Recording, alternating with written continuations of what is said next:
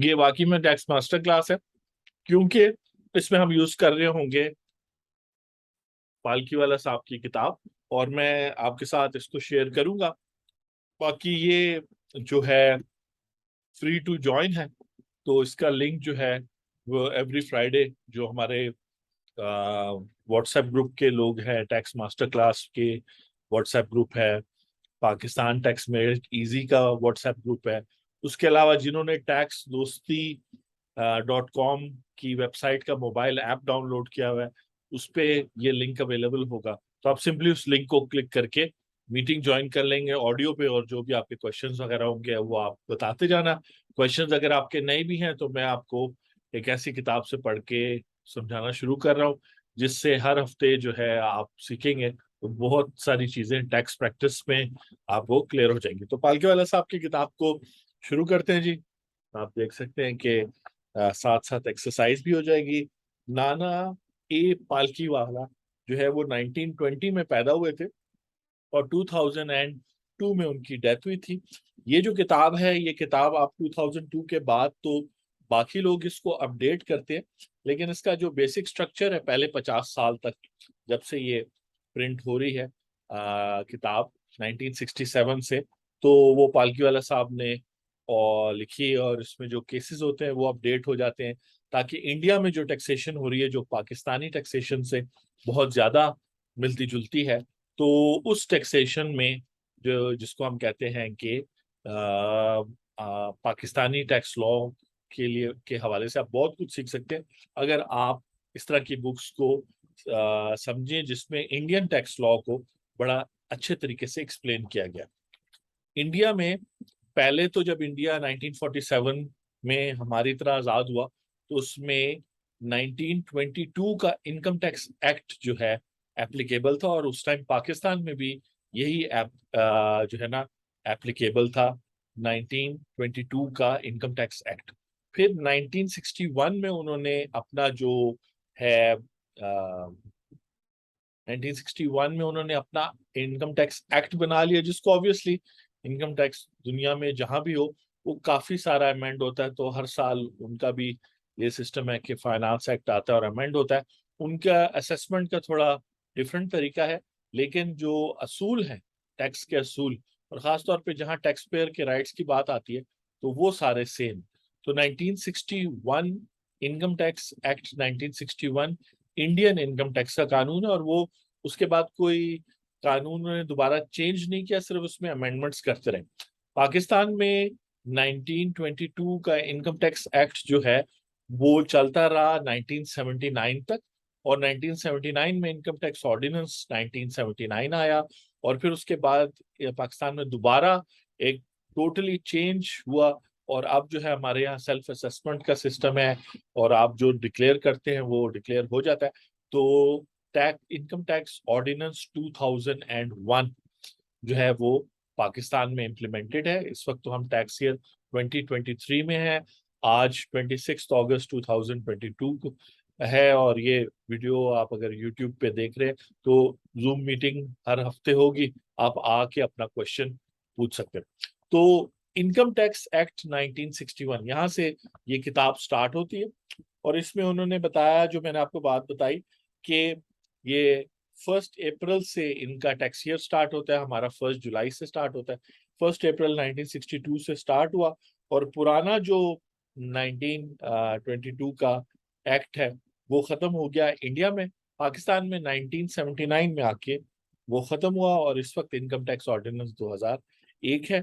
Direct act direct tax है, इसका मतलब है कि जो इनकम कमा रहा है उसने टैक्स पे करना है इस कानून के मुताबिक। ठीक है जी। अब जो आज मैं आपको फंडामेंटल बात बता रहा हूँ वो ये बता रहा हूँ इस किताब के हवाले से, कि इनकम टैक्स लॉ में, चाहे वो इंडिया हो, पाकिस्तान हो, कोई भी मुल्क हो, और उस मुल्क के कॉन्स्टिट्यूशन, और चूंकि कॉन्स्टिट्यूशंस भी मिलते हैं, यानी कि हमारी जो लीगल हिस्ट्री है, सिस्टम है, चाहे क्रिमिनल लॉ है, टैक्स लॉ है, कॉन्ट्रैक्ट लॉ है, वो इंडिया पाकिस्तान मिलते हैं, क्योंकि एक कॉमन हेरिटेज है, यानी ब्रिटिश लॉ से निकलती है।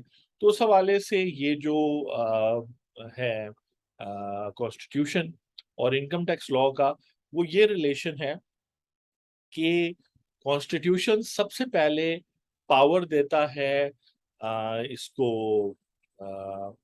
स्टेट को कि वो टैक्स लगाए और टैक्स मुख्तलिफ किस्म के टैक्सेस लगाए, और जो वो पावर दी जाती है वो बेसिकली लेजिस्लेटिव एंट्रीज होती हैं कॉन्स्टिट्यूशन, मुख्तलिफ लेजिस्लेटिव एंट्रीज होती हैं कॉन्स्टिट्यूशन में। और मैं साथ साथ अगर आपकी इजाजत हो तो जी, क्या हाल है? खैरियत है? अस्सलाम वालेकुम। मैं आई एम सॉरी, मैंने आपका मैसेज लेट देखा है। आपने ये मुझे ज़ूम का लिंक शेयर किया हुआ था, तो मैं अभी तक कहीं बाहर हूँ। ज़ूम मीटिंग पे maybe we can plan tomorrow some time. तो मैंने जैसे आपके साथ शेयर किया कि इस जूम मीटिंग का मकसद ये है कि जो है आप लोग आते जाएं, क्वेश्चन पूछते जाएं, तो डिफरेंट लोगों से वैसे भी और क्लाइंट से जूम मीटिंग होती है जो प्राइवेट होती है, जो कॉन्फिडेंशियल होती है। तो यहाँ पे कोई ऐसी बात नहीं शेयर हो रही अदर देन फोन कॉल्स वगैरह आप सुन रहे हैं, और आप देख रहे हैं कि कस्टमर्स हों या जो मेरे एसोसिएट्स हों या मुख्तलिफ लोग जो टैक्स दोस्ती से रिलेटेड है वो बड़े अच्छे तरीके से जो है ना हमारे साथ लिंक्ड हैं ऑनलाइन, और इसी तरह जूम के थ्रू वगैरह वगैरह। तो आप ज्वाइन कर सकते हैं। 100 लोग जो है एट अ टाइम इस जूम मीटिंग को अटेंड कर सकते हैं। 1 घंटा और 15 मिनट की होगी। इनकम टैक्स लॉ और कॉन्स्टिट्यूशन का आपस में ये रिलेशन है कि जो कॉन्स्टिट्यूशन है वो गवर्नमेंट और स्टेट को पावर देती है, यानी कॉन्स्टिट्यूशन में से ये बात निकली है कि गवर्नमेंट और स्टेट जो है वो नेशनल लेवल पे भी, फेडरल लेवल पे भी, और प्रोविंशियल लेवल पे भी, और लोकल लेवल पे भी मुख्तलिफ टैक्सेस लगाएगी। और उस लिस्ट को जिसके अंदर ये पावर्स दी हुई है उसको legislative entries in the constitution कहते हैं। और जो हम बुक यूज कर रहे हैं पालकी वाला साहब की 20th एडिशन है ये, वो उसमें बताया गया है कि इंडिया के कॉन्स्टिट्यूशन का क्या स्ट्रक्चर है। तो उसी सेम को आप पाकिस्तान के लिए ले सकते हैं। और पाकिस्तान में बेसिकली कॉन्स्टिट्यूशन में 4th स्केड्यूल है जिसको लेजिस्लेटिव लिस्ट कहते हैं, और उसमें मुख्तलिफ एंट्रीज हैं इनकम पे भी, और एग्रीकल्चर इनकम पे, सर्विसेज पे, गुड्स पे, कॉरपोरेशंस पे, एसेट्स पे टैक्स है।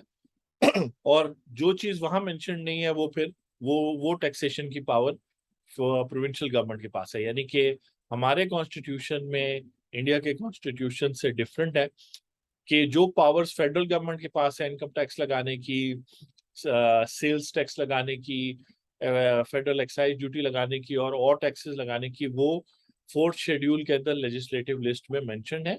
पाकिस्तानी कॉन्स्टिट्यूशन की बात कर रहा हूँ। और जो चीज मेंशन नहीं है या उसमें से निकाल दी गई है, जैसे सर्विसेज है या capital value of immovable property है, तो उस पर टैक्स लगाने की जो लाइबिलिटी है, उसकी जो पावर है, वो प्रोविंसेस के पास।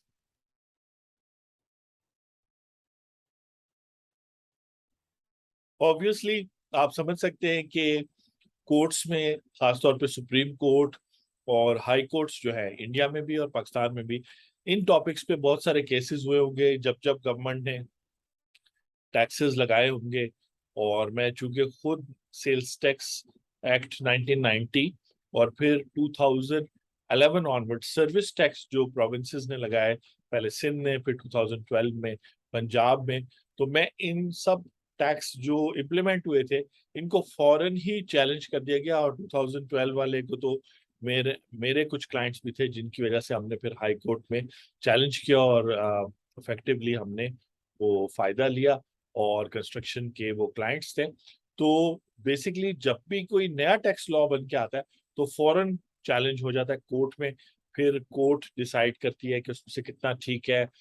इसी तरह मशहूर केस है इलाही कॉटन मिल्स का, जिसमें मिनिमम टैक्स का कॉन्सेप्ट आ गया विद होल्डिंग के टाइम पर। जब इवन टैक्स लॉ अगर इम्प्लीमेंटेड भी हो तब भी उसके अंदर अगर कोई आप टैक्स कलेक्शन का, टैक्स चार्ज करने का सिस्टम चेंज करते हैं, एग्जाम्पशन का सिस्टम चेंज करते हैं, तो वो चैलेंज जरूर हो जाता है। तो हाई कोर्ट्स वगैरह और ये केस लॉ भरा हुआ है। और इस किताब के अंदर भी legislative entries in the constitution के हवाले से बहुत सारे केसेस हैं। और एक दो केसेस तो बहुत मशहूर हैं जिसमें पूरा जो है फुल बेंच सुप्रीम कोर्ट उनका बैठा है।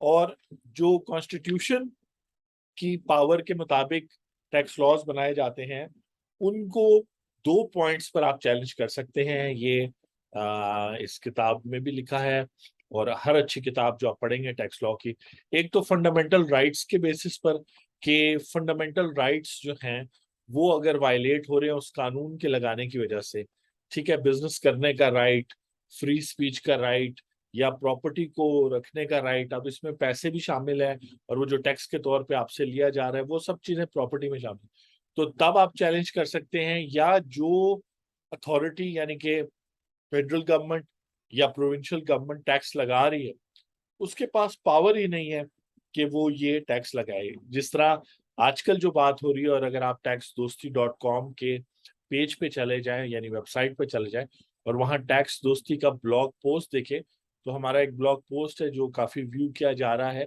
सेक्शन 7E के बारे में, यानी कि वो कौन से आपके वेल्थ स्टेटमेंट के एसेट्स हैं जिन पर टैक्स लग गया है इस साल टैक्स ईयर 2022 में। तो अब जो चैलेंज हुआ है लाहौर हाई कोर्ट में, ये section 7E income tax ordinance का, वो इस बेसिस पर हुआ है कि फेडरल गवर्नमेंट के पास पावर नहीं है कि वो इमूवेबल प्रॉपर्टी की जो मार्केट वैल्यू है, फेयर मार्केट वैल्यू है, या उसकी जो कॉस्ट है, उसके ऊपर वो टैक्स लगाए। ये पावर प्रोविंसेस को शामिल है। तो बड़ी इंटरेस्टिंग आगे चल के एक वो है। तो ये जो चैलेंज है, ये चैलेंज सही किया गया है, इनिशियली लाहौर हाई कोर्ट में किया गया। अब उसकी नेक्स्ट हियरिंग 29 अगस्त 2022 को है। आज 26 अगस्त है, तो मंडे की बात हो रही है, मंडे को इसकी हियरिंग है, और लेट्स सी के क्या जज क्या डिसाइड करते हैं और क्या जजमेंट आती है, और फिर वो आगे फर्दर चैलेंज होते होते सुप्रीम कोर्ट में जाएगी। सुप्रीम कोर्ट का एक बड़ा और इंटरेस्टिंग केस भी कल परसों आया है, जो मैं जिसकी वीडियो आप देखेंगे, जो डिविडेंड इनकम पे है और बेसिकली इनकम टैक्स लॉ पे है, उसके ऊपर भी आप वीडियो वगैरह देखेंगे। और आप जब आप इस जूम मीटिंग को ज्वाइन करेंगे एवरी फ्राइडे, तो आपने इस चीज़ का ख्याल रखना है कि अपने जो क्वेश्चंस है वो पहले से लिख लें, ताकि मैक्सिमम लोगों को, अगर 100 लोग इस मीटिंग में शामिल हो गए, तो 100 लोगों को मौका मिले कि 1 घंटे 15 मिनट में सब लोगों को कुछ सेटिस्फैक्ट्री आंसर, अगर नहीं भी मिलता तो एक क्लू मिल जाए, एक हिंट मिल जाए, एक रास्ता मिल जाए कि वो आज तो चूंकि सब लोगों के लिए, जैसे अभी आपने थोड़ी देर पहले काशिफ का वॉइस नोट सुना कि वो परेशान थे कि आपने मीटिंग स्टार्ट कर ली, वो समझ रहे थे कि वो 1 to 1। मैंने तो खैर ये ओपन मीटिंग है, किसी कोई भी ज्वाइन कर सकता है, तो ये मैंने स्टार्ट किया। और उसकी वजह ये है कि ये किताब जिसकी अनबॉक्सिंग भी आप यूट्यूब पे चैनल पे देख सकते हैं, ये किताब आज मुझे मिली, आज से मैं समझता हूँ मैंने टैक्स का लॉ सीखना शुरू किया। और यही असूल, जो असूल मैं आपको बता रहा हूँ, जो थोड़ी देर से जिस पे बात हो रही है, यही असूल सेल्स टैक्स के कानून के लिए, यही टोल टैक्स के कानून के लिए, प्रॉपर्टी टैक्स के कानून के लिए, हर एक कानून के लिए यही असूल इस्तेमाल हो सकते हैं। और यही खूबसूरती है पालकी वाला साहब की किताब की, जो उन्होंने बड़ी मेहनत से बनाई और आगे भी कंटिन्यू उनकी लेगेसी हो रही है, कि जो असूल गिवन है, फॉर एग्जांपल अगर सेल्स टैक्स का कोई सेक्शन, और इसमें मैंने एक बड़ा इंटरेस्टिंग केस पढ़ा था जहां पे सेक्शन गालबन 40B है या 45B है, जहां पे लिखा हुआ है कि एफबीआर वाले अपने लोग बिठा सकते हैं ऐसे बिजनेस प्रेमिस पे जहां उनको लगे कि सेल्स टैक्स फ्रॉड हो रहा है, सेल्स टैक्स की इनवॉइसेस गलत बन रही है, लेकिन कितने टाइम तक बिठा सकते हैं। तो उसमें लाहौर हाई कोर्ट का बड़ा अच्छा फैसला था कि जितने भी पब्लिक लॉज हैं, जैसे टैक्स लॉ भी पब्लिक लॉ है, तो उसमें पब्लिक की कन्वीनियंस, पब्लिक पॉलिसी और फंडामेंटल राइट्स को देखते हुए आपने बैलेंस करना है। ये नहीं कि एक बंदा आके एफबीआर की तरफ से आके आपकी फैक्ट्री में बैठ गया तो सारी जिंदगी बैठेगा और वो हर चीज के बारे में सवाल नहीं पूछ सकता।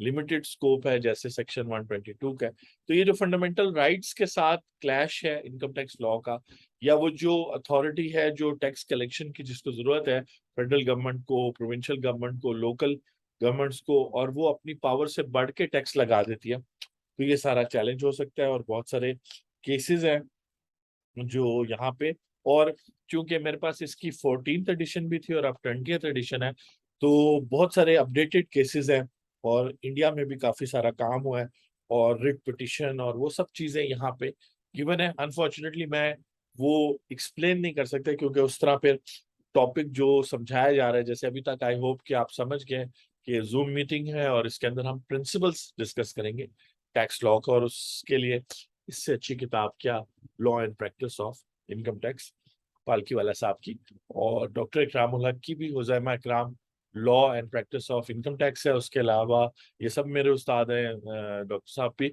और गिलानी साहब जिनको मैं समझता हूँ वो भी मेरे उस्ताद हैं, मैं उनसे बातचीत होती रही है लेकिन खैर मुलाकात कभी नहीं हुई। लेकिन गिलानी साहब की जो है वो law and practice of customs laws जो है, इस तरीके से इस पैटर्न पर पालकी साहब की सबसे बड़ी बात यह है, लेजेंड वो इसलिए है कि उन्होंने इंस्पायर किया है ग्रेट माइंड्स को, जैसे डॉक्टर इकराम उल हक है, फिर दूसरे गिलानी साहब हैं। इस तरह की जो बुक्स हैं, इन लोगों ने, ये लोग खुद जो है लेजेंड्स हैं पाकिस्तान में, डॉक्टर इकराम उल हक हो गए, जबरदस्ती साहब हो गए, गिलानी साहब हो गए, तारिक नजीब हो गए, तो ये लोग जो हैं ये इंस्पायर हुए उनके काम से, तो बड़ी बात है।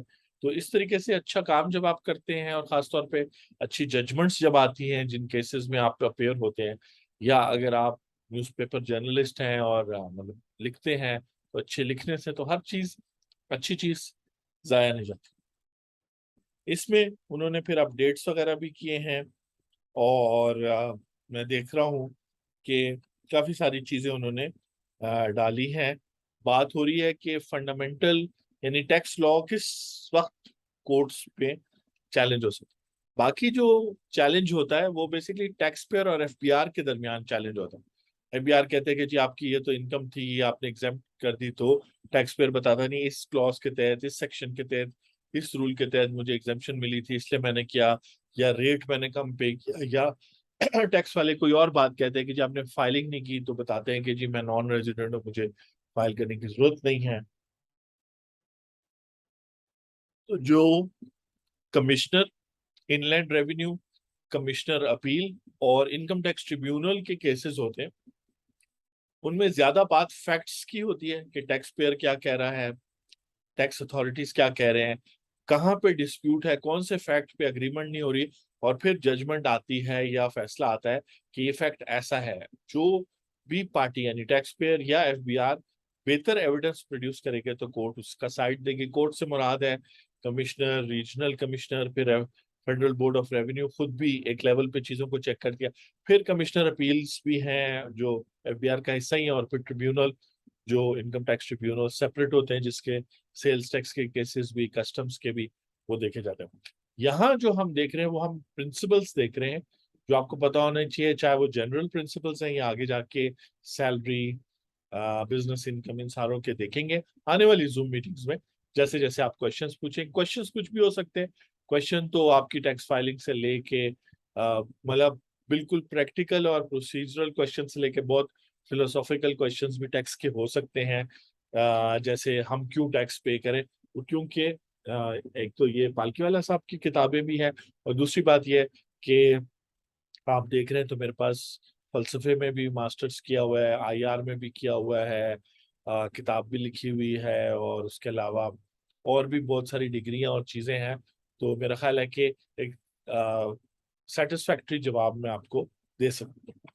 अच्छा, पालकी वाला साहब की किताब के अंदर ये पहले चैप्टर में हम हैं, तो प्रिंसिपल्स ऑफ इंटरप्रिटेशन के नाम से एक और सेक्शन है। अभी तक तो हमने कुछ जनरल चीजें देखी कि पहले क्या कानून था, अब क्या कानून है, फिर हमने देखा कि किस बेसिस पर चैलेंज हो सकती है। प्रिंसिपल ऑफ इंटरप्रिटेशन में उन्होंने बहुत सारी बातें बताई हैं, और इसमें उनकी बताई हुई बातों के अलावा भी बहुत सारी और बातें हो सकती हैं।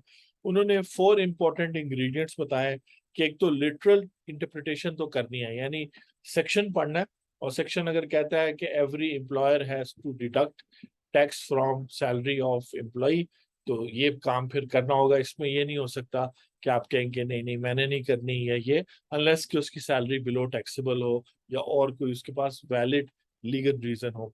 अब इसमें लोग ये करते रहे कि जहां एम्प्लॉयर लिखा था तो एम्प्लॉयर को छोड़ के एचआर कंपनीज को आउटसोर्स करते रहे कि आप तनख्वाहें दें, आप हायर और फायर करें। तो वहां पे टैक्स लॉ में आ गया कि every employer and person paying salary, तो उसमें फिर वो थर्ड पार्टीज भी आ गई। तो टैक्स बचाने के लिए लोग बहुत सारे काम करते हैं, इसीलिए हर दफा जब डिस्प्यूट ज्यादा हो टैक्स की अमाउंट में डिस्प्यूट ज़्यादा हो, लोग ज़्यादा पार्टीज पिटिशन कर रही हो, ज़्यादा लोग परेशान हो, जैसे अभी रिसेंटली जो नॉन रेजिडेंट को ऑटोमेटिकली रेजिडेंट बनाने का रूल बन गया है, इस तरह की चीज़ें बन गई हैं।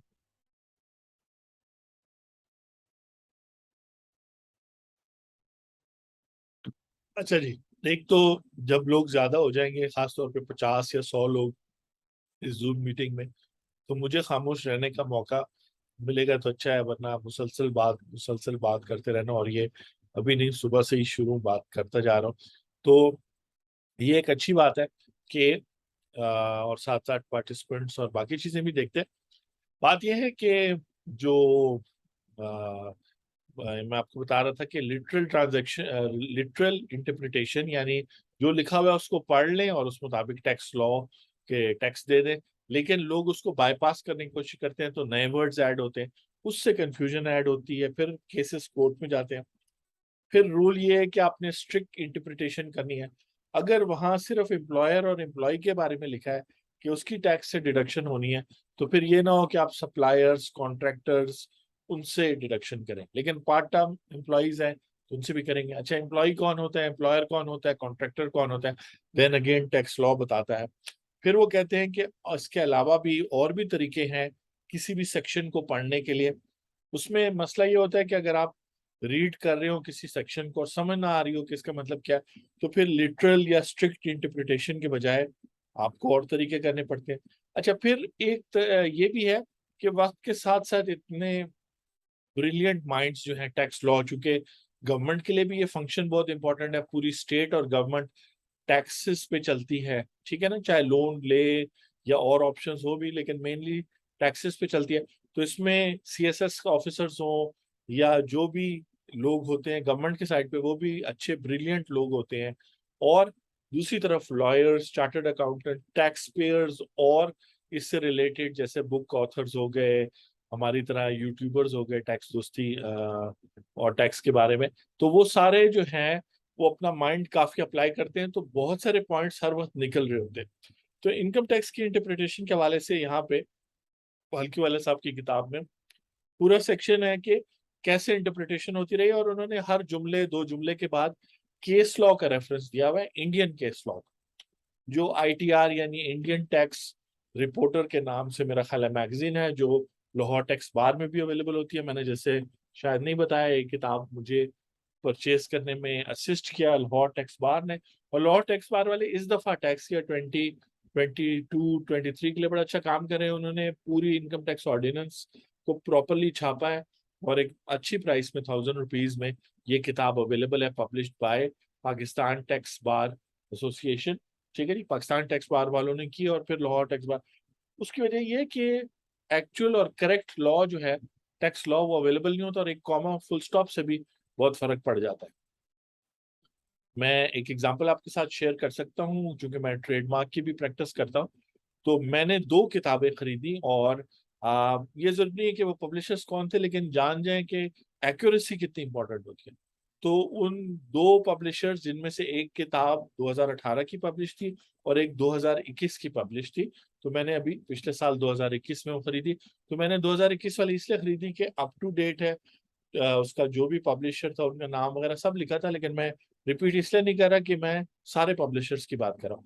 अब इस तरह की जो बुक्स होती है, इनमें तो बहुत टाइम लगाया जाता है, एक एक कॉमा फुल स्टॉप चेक किया जाता है, और ये पब्लिश हो रही है 70 ईयर्स, 60 ईयर्स से, तो वैसे ही वो गलतियां आहिस्ता आहिस्ता कम होती जाती है। कोई नई गलती हो जाए तो एक अलग बात।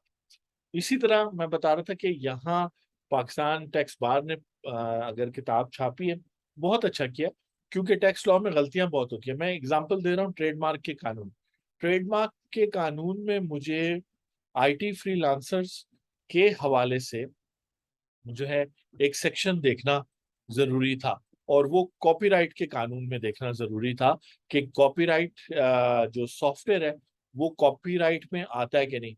तो एक किताब के अंदर वो अमेंडमेंट दी हुई थी, और उसमें कॉपीराइट ऐड किया गया था।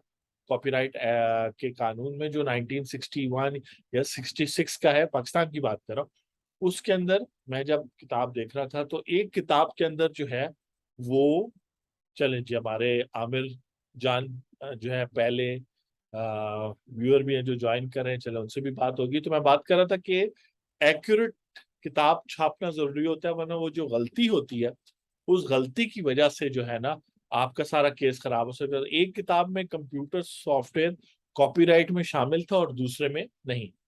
आमिर जान साहब वेलकम, अगर आप मुझे सुन पा रहे हैं।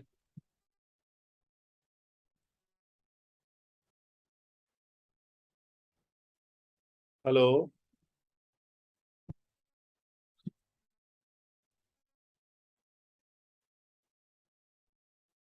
जी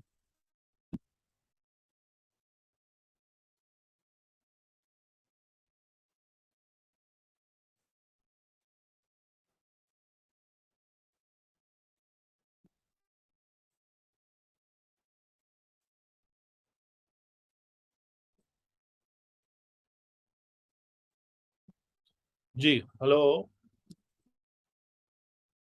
हेलो।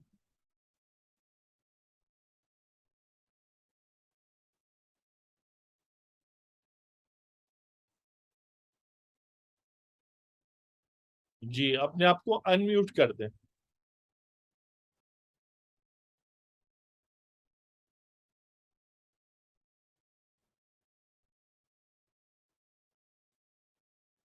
जी आमिर जान साहब, अगर आप मुझे सुन रहे हैं तो अच्छा, ठीक है। अगर आप सुन रहे हैं और आप कोई क्वेश्चन पूछना चाहते हैं तो मोस्ट वेलकम। हम यहाँ बाहर डिस्कस कर रहे हैं कि ये किताब है पालकीवाला साहब की, इनकम टैक्स प्रैक्टिस की, और प्रिंसिपल्स की बात कर रहे हैं। तो मैं बात कर रहा था कि किताब की एक्यूरेट प्रिंटिंग जो है ना जरूरी है।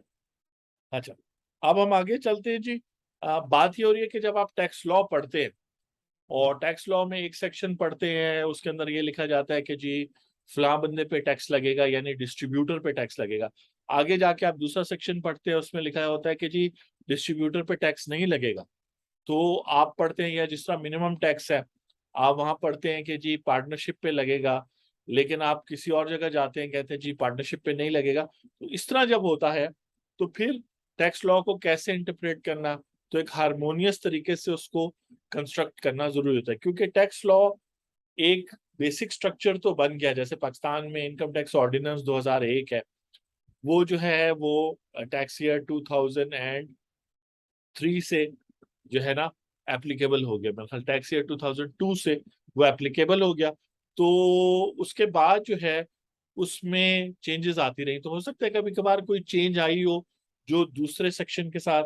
तो ये है। फिर बेनिफिशियल इंटरप्रिटेशन एक चीज होती है कि आप जब भी कानून पढ़ते हैं और उसमें आपको ऐसे लगे कि आप जो है वो टैक्स पेयर के फायदे में ये वाली इंटरप्रिटेशन जा रही है, और अगर मैं इसको इस तरह पढ़ूंगा तो ये जो है टैक्स टैक्स अथॉरिटीज को फायदा दे रही है। तो ज्यादातर आपने जाना है इस पॉइंट पर कि जी ये तो जो टैक्स पेयर को फायदा और होता है। खासतौर पे जब आप किसी फोरम पे जाते हैं, यानी एक तो ये होता है ना कि आपने अपनी टैक्स रिटर्न फाइल कर ली, आपको नोटिस आ गया, ऑनलाइन बात हो रही है, वहां भी अगर आप प्रॉपरली सारे फैक्ट्स चीजें लिखें तो आपको बेनिफिट मिल सकता है। जैसे रिफंड के लिए अगर आपने अप्लाई किया और डॉक्यूमेंटेशन पूरी है और उसकी एक्सप्लेनेशन पूरी आपने लिखी है तो आपको मिल जाएगा। टैक्स लॉ जो है वो अमेंड भी होता रहता है, उस पर ओपिनियन भी आती रहती है, मुख्तलिफ सेक्शंस जो है उसमें से रिपील भी किए जाते हैं। जैसे 1979 का कानून है और इनकम टैक्स ऑर्डिनेंस, और वो रिपील हुआ, इनकम टैक्स ऑर्डिनेंस 2001 आया। फिर जो अब ये जो अगला पॉइंट मैं बताने लगा हूँ ये बड़ा इंपॉर्टेंट है, लेकिन मैं रिकैप कर लूँ। जैसे हमारे पास आमिर जान हैं, हमारे पहले लिस्नर भी, और कुछ पैटर्न ऐसा है कि आप मुझे तो देख सक रहे हैं, वीडियो भी रिकॉर्ड हो रही है। जब आप ज्वाइन करेंगे तो आप अनम्यूट होंगे। अगर आप समझते हैं कि कोई जरूरी बात है तो पहले तो आप चैट में मैसेज करें जी के क्वेश्चन वगैरह, या इधर इधर तो हाथ खड़ा करने वाला ऑप्शन वगैरह भी है, तो आप अपना क्वेश्चन कर सकते हैं। वो क्वेश्चन मैं ले लिया, अगर क्वेश्चन नहीं सही सॉल्व हुआ तो इवन इंटरेक्शन हो सकती है, बात हो सकती है। लेकिन आगे चल के 50-100 लोग होंगे, तो इसीलिए हमने ये जरा स्टेप बाय स्टेप रखे। अच्छा, अब जो अभी तक हमने डिस्कस किया वो मैं कंक्लूड कर लूं कि हम वो बेसिक प्रिंसिपल्स टैक्स लॉ के डिस्कस करें, जिससे टैक्स प्रोफेशनल्स को भी फायदा होगा, टैक्स पेयर्स को भी होगा।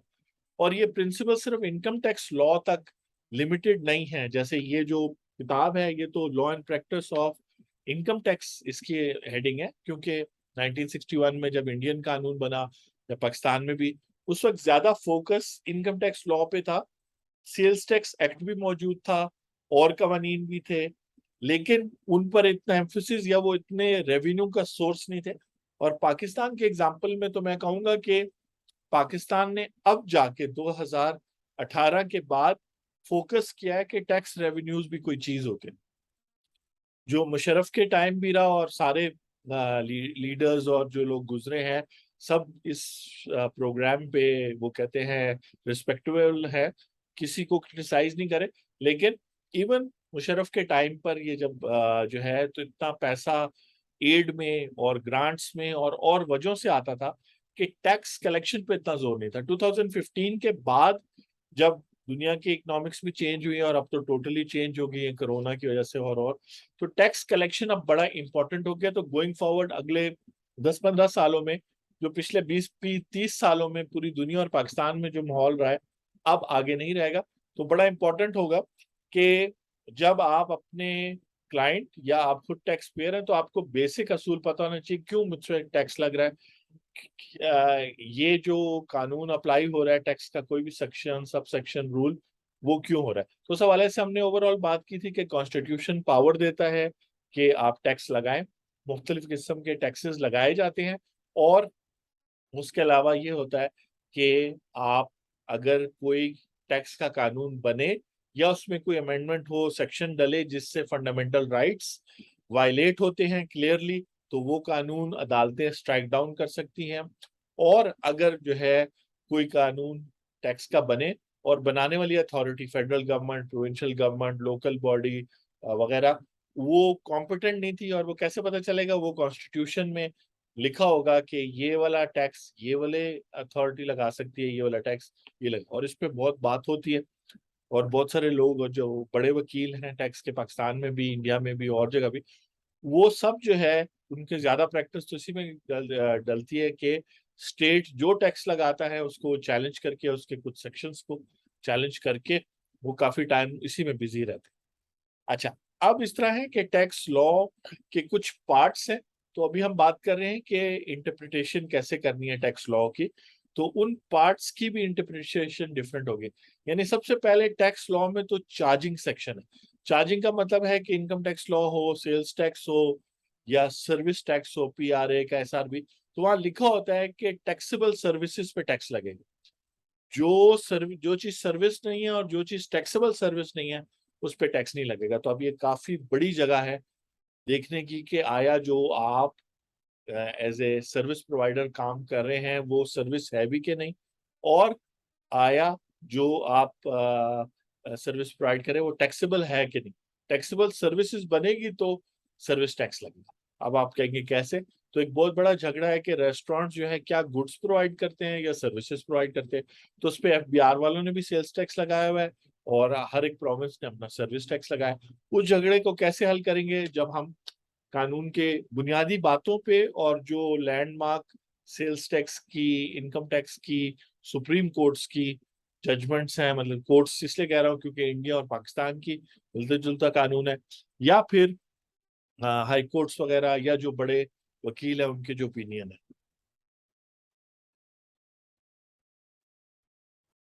अच्छा जी, एक तो चार्जिंग सेक्शन है। तो चार्जिंग सेक्शन का मतलब है कि इस सेक्शन के तहत जो है ना टैक्स लगाया जाता है। तो जिस तरह सेल्स टैक्स एक्ट 1990 है, वो सिर्फ गुड्स पे लगता है।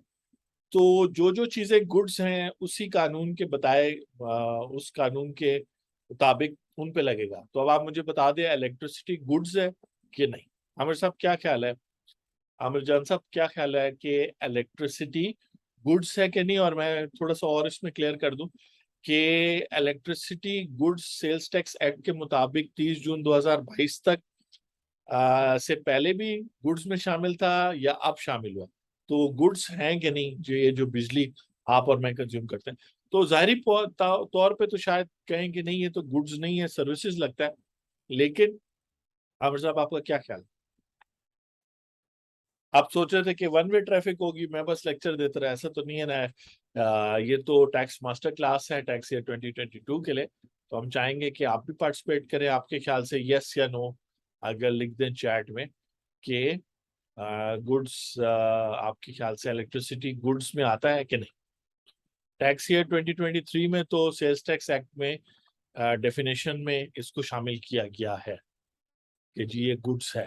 तो कह सकते हैं कि इससे पहले कह सकते हैं शायद ये गुड्स नहीं था, लेकिन बिजली के बिलों में जीएसटी लग के आता है, वो किस कानून के तहत लग के आता है, तो ये इंटरेस्टिंग है।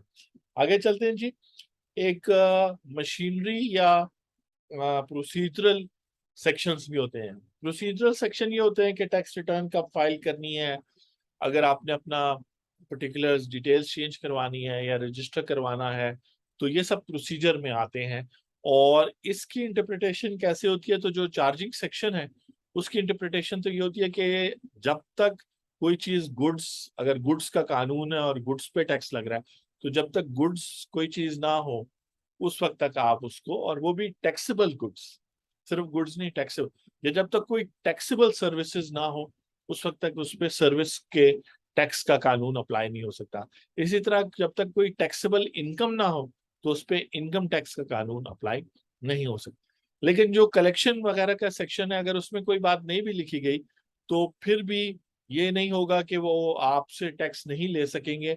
अगर टैक्स आपका बनता है तो कलेक्शन, ये जो मशीनरी सेक्शन है जिसको आप प्रोसीजर्स कहते हैं, इनकम टैक्स के रूल्स और प्रोसीजर, उसमें थोड़ी लचक दिखाई जा सकती है। अगर किसी चीज का जिक्र नहीं भी है फिर भी बात हो सकती है। उसके अलावा लिमिटेशन की प्रोविजंस होती हैं कि आप कब तक अपील फाइल वगैरह कर सकते हैं, उसको कैसे आपने पढ़ना है। अब लिखा हुआ है कि विद इन 30 डेज आप फाइल करेंगे, तो उसमें 30 डेज का मतलब है 30 डेज, 31st डे भी अगर आप करेंगे तो डिसमिस हो सकती है। वो अलग बात है कि हर कानून में, चाहे टैक्स लॉ है, क्रिमिनल लॉ है, प्रॉपर्टी लॉ है, उसमें जस्टिस होता है, उसमें रहम होता है।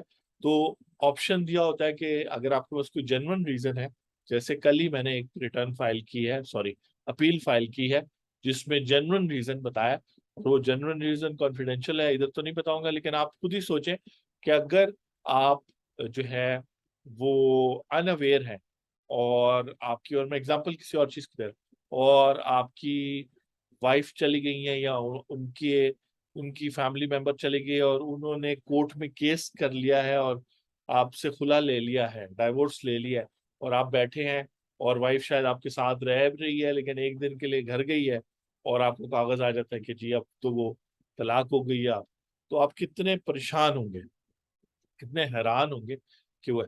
तो वहां भी फैमिली लॉज में भी लॉजिक है कि अगर ऐसी चीज होती है, एक बंदा बिल्कुल अनअवेयर है और वो उसको प्रूफ करता है कि वो अनअवेयर है, वो रीजंस बताता है, तो लॉ उसके साइड पे। तो जो सच बोलता है, जो सही सोचता है, जो सही टैक्स फाइलिंग करना चाहता है, कानून उसके साइड पे। इस तरह पीनल प्रोविजंस जो है, और ये आज गोइंग फॉरवर्ड ये बड़ी इंपॉर्टेंट हो जाएंगी।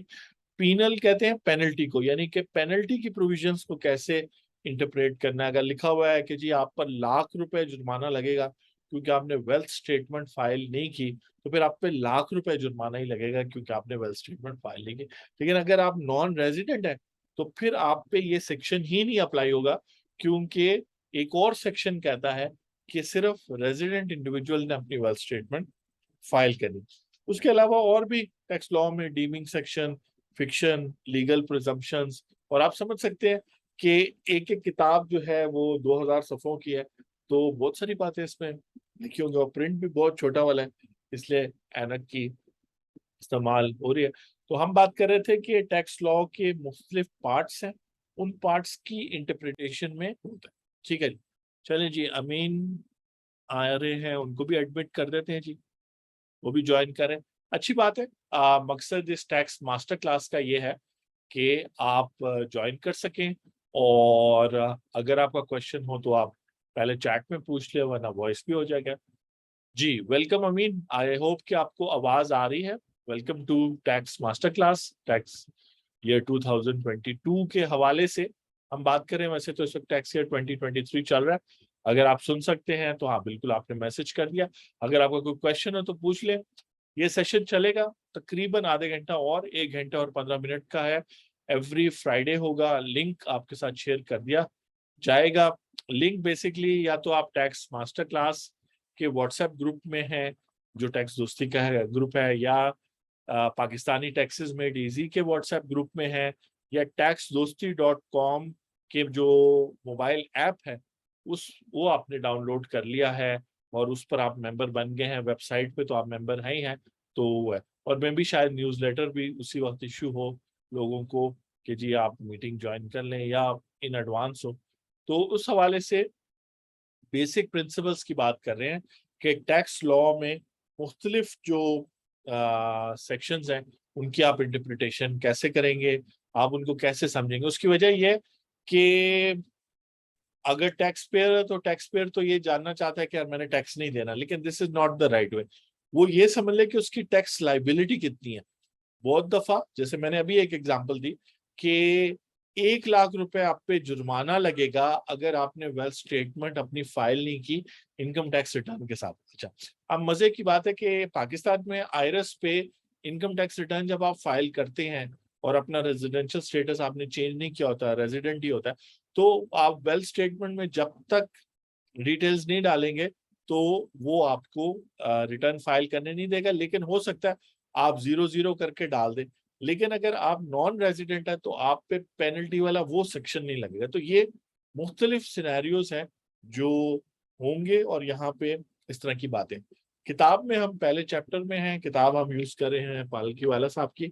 ये जो सारी वीडियो है, अगर आप जहां से भी आपने ज्वाइन किया, मतलब जिस पार्ट से भी ज्वाइन किया है, आप फिर यूट्यूब चैनल जो टैक्स दोस्ती का यूट्यूब चैनल, उस पर मैं इसको अपलोड कर लूंगा और वो आप शुरू से देख सकते हैं, क्योंकि मैं लॉजिक से समझा रहा हूँ। मैं क्लोजिंग की तरफ आऊंगा कि एक्सटर्नल एड्स टू कंस्ट्रक्शन, यानी हम बात कर रहे हैं कि एक तो टैक्स लॉ को आप देखते हैं। टैक्स लॉ के अलावा एक बड़ी इंपॉर्टेंट चीज है, इसमें तो मल्टीपल सोर्सेज बताई हुई हैं, लेकिन एक होता है लेजिस्लेटिव हिस्ट्री। यानी पार्लियामेंट ने जो है tax year income tax ordinance 2001 बनाया और उसको इम्प्लीमेंट कर दिया। जो इम्प्लीमेंट हुआ 2001 में, तो मेरा ख्याल है कि टैक्स ईयर 2002 से आपका जो है इनकम टैक्स ऑर्डिनेंस इम्प्लीमेंटेड है। उसमें इनिशियली जितने भी सेक्शंस थे वो वक्त के साथ साथ चेंज, अमेंड, रिपील, ऐड होते रहे। तो जब आप कोई सेक्शन देख रहे होते हैं तो ये बड़ा जरूरी होता है कि देखेंगे इसमें क्या क्या चेंजेस हुई।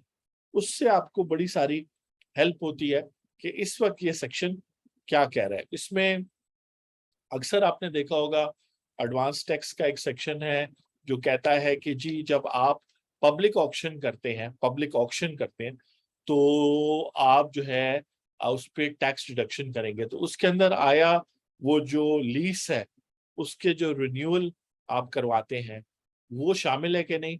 तो टैक्स लॉ में चेंज आया कि हाँ जी उसमें शामिल है। फिर वो चीज कोर्ट में भी चैलेंज हो गई, तो हमने वीडियो भी की थी, मेरे साथ तनवीर भी थे मेरे को फाउंडर। उन्होंने और मैंने मिलकर इस केस में सिंध हाई कोर्ट का फैसला था कि हाँ जी लीज वगैरह भी इसमें शामिल है। उस फैसले से हम अग्रीमेंट में नहीं थे, मैं और तनवीर, लेकिन फिर भी कहने का मतलब है कि जो चेंजेस होती हैं उससे आपको पता चलता है इसका स्कोप क्या है एडवांस टैक्स का या चार्जिंग सेक्शन का, या अगर कोई बेनिफिशियल सेक्शन है, एग्जेम्पशन के जैसे सेक्शन होते हैं कि जी आईटी फ्रीलांसर को एग्जेम्पशन है या ग्रीन फील्ड इंडस्ट्री वाले को एग्जेम्पशन है, तो फिर ग्रीन फील्ड वाले की डेफिनेशन वगैरह भी दी हुई है। फिर पालकीवाला साहब की किताब में बताया गया है कि जो लॉ है इनकम टैक्स का लॉ, उसमें प्रोविजंस भी होती हैं, उसमें पंचुएशन भी होती है, उसमें वर्ड्स की डेफिनेशन भी होती है। तो डेफिनेशन के हवाले से मैं अब थोड़ा सा वो सेक्शन पढ़ के सुनाऊंगा कि डेफिनेशन के बारे में उन्होंने क्या लिखा है। कि अगर इनकम टैक्स लॉ में डेफिनेशंस हैं, मेरा ख्याल है कोई 75 या 80 डेफिनेशंस हो गई हैं, चाहे वो डिविडेंड की डेफिनेशन है, और डिविडेंड पे एक बड़ा अच्छा सुप्रीम कोर्ट का केस आया है 1-2 दिन पहले, तो उसको भी मैं जो है एनालाइज करके, वो भी यूट्यूब चैनल पे भी अवेलेबल होगा। उसके अलावा taxdosti.com अगर आप वेबसाइट इशू करें तो उसमें टैक्स दोस्ती न्यूज है, वहाँ इस तरह की चीजें हम लगाते हैं। जो लेटेस्ट कोई टैक्स लॉ आ गया, कोई बिजनेस रिकॉर्डर की खबर आ गई, कोई एफटीओ का केस आ गया, तो कोशिश करें कि आपके साथ जो है वक्त के साथ साथ चले और आपको एंजॉय जो है ना, एंजॉय का वर्ड इस सेंस में यूज कर रहा हूँ तो मैं साथ साथ कोक भी पी रहा हूँ। तो आई होप कि आप भी अपना ड्रिंक या कोई चाय या रिलैक्स माहौल में, क्योंकि ये सब चीजें रिलैक्स माहौल में की जाती हैं। मैं जब ड्राइविंग सीख रहा था, और वो भी मैंने लाहौर में ड्राइविंग सीखी, और वो भी मैंने 2011-12 में ड्राइविंग सीखी। उस टाइम पे शहबाज शरीफ जो है वो लाहौर में सारी जगह जो है रिकंस्ट्रक्ट कर रहे थे, दुबई की तरह उन्होंने, ये दुबई लाहौर जो है दुबई की तरह बन गया है। वो शहबाज शरीफ उस टाइम एज चीफ मिनिस्टर उन्होंने बहुत काम किया। उन दिनों में ही मैंने ड्राइविंग, तो हर दूसरी जगह रोड खुदी हुई, ऑल्टरनेटिव ट्रैफिक, आगे से भी ट्रैफिक आ रही है, रिक्शा साइड से भी आ रहा है। तो मुझे सिखाने वाले मेजर साहब थे, रिटायर्ड मेजर, उन्होंने मुझे बड़ा जबरदस्त सिखाया, और उन्होंने हर सिनेरियो के लिए वो चीजें, तो उन्होंने जो पहला असूल बताया, याद रखें कि मैं भी आपको टैक्स के असूल इसलिए बता रहा हूँ ताकि आप एक अच्छे प्रैक्टिशनर बने, या अगर टैक्स पेयर हैं तो आपको तसल्ली हो जाए कि ये एक बेसिक असूल है जिस वजह से टैक्स लिया जा रहा है या एग्जम्पशन मिल रहे हैं। तो उन्होंने मुझे बेसिक असूल बताया कि कभी भी गाड़ी ड्राइव ना करें जब आप टेंशन में हो या हाइपर टेंशन में हो, यानी कि टेंशन की कोई भी फॉर्म हो, बहुत गुस्से में हो, बहुत खुश हो, बहुत जो है ना उदास हो, तो ड्राइव नहीं करनी चाहिए। क्यों?